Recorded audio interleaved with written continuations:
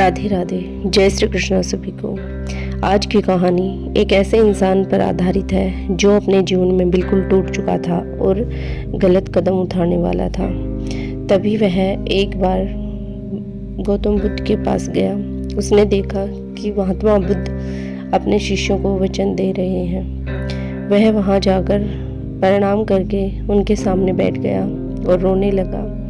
बोला कि हे भगवान, मैं बहुत उदास हूँ। मैंने कुछ व्यापार शुरू किया था, उस व्यापार में मुझे बहुत घाटा हो गया। मेरे परिवार के लोगों के मैंने गहने तक बेच दिए, मेरी पत्नी के गहने बेच दिए। शुरू में तो मेरी आर्थिक तंगी में मेरे परिवार वालों ने मेरी मदद की, परंतु जैसे जैसे मुझे रोजाना घाटा होने लगा, मेरी पत्नी, मेरी माँ सभी मुझसे पीछे हटने लगे, मुझसे दूर होने लगे।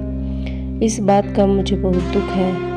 अब मैं बहुत अकेला पड़ चुका हूँ, सिर पे बहुत सारा कर्ज हो चुका है। समझ नहीं आ रहा मैं क्या करूँ क्या ना करूँ। और एक मेरा दोस्त है जो कामयाब है, वह मेरे घर आता है और अपनी कामयाबी की तारीफ़ें करता रहता है। मेरी माँ, मेरी पत्नी उसकी कामयाबी की बातें हर समय मेरे को सुनाती रहती हैं। मेरे को ये सब देखकर खुद पर बहुत शर्मिंदगी महसूस होती है।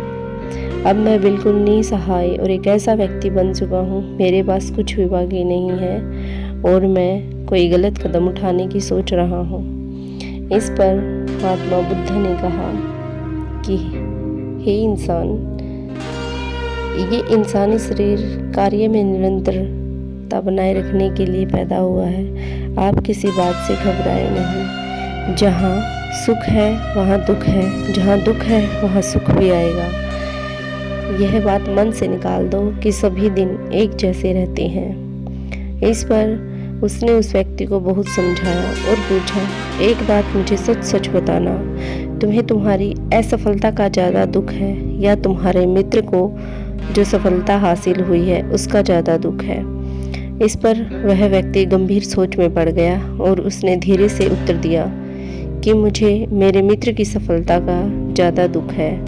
इस पर बुद्धा ने कहा कि यही हमारे दुख का कारण है। हम दूसरों की सफलता से बहुत जलते हैं और अपने कार्य में पीछे हटने लगते हैं। यही हर इंसान की कमियों का कारण है। ऐसा बोलकर महात्मा बुद्ध ने कहा, धैर्य रखो, सब ठीक हो जाएगा और मैं तुम्हें एक डिब्बी दे रहा हूँ। इस डिब्बी को तभी खोलना जब तुम्हें लगे कि तुम्हारे पास कोई दूसरा उपाय नहीं बचा है।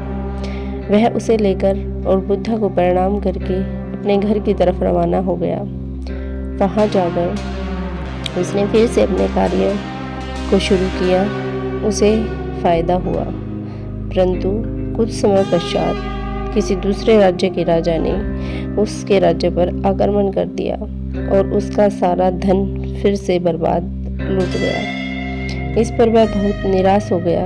उसके पास अपने परिवार वालों को खाना खिलाने के लिए तक भी पैसा नहीं बचा। उसका बच्चा बीमार हो गया। इस पर वह अपने आप को बहुत निसहाय महसूस करने लगा।